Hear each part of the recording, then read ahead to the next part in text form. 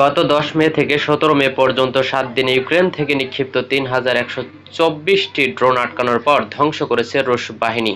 রাশিয়ার প্রতিরক্ষা মন্ত্রণালয়ের বরাত দিয়ে এক প্রতিবেদনে এই তথ্য জানিয়েছে দেশটির রাষ্ট্রায়ত্ত বার্তা সংস্থা নিয়া নভোস্তি।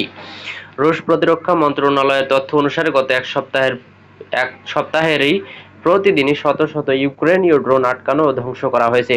তবে সবচেয়ে বেশি ড্রোন ধ্বংস করা হয়েছে ১৩ মে থেকে ১৭ মে। গত ১৩ মে ৫৭২টি এবং ১৭ মে ১,০৫৪টি ইউক্রেনীয় ড্রোন ধ্বংস করেছে রুশ বাহিনী। উল্লেখ্য, গত ১০ মে থেকে ১৭ মে পর্যন্ত রাশিয়ার অভ্যন্তরে ব্যাপক আকারে ড্রোন হামলা পরিচালনা করেছে ইউক্রেন। এতে রাশিয়ায় নিহত হয়েছে ৪ জন এবং এই ৪ জনের মধ্যে ৩ জনই রাজধানী মস্কো এবং আশেপাশের এলাকার।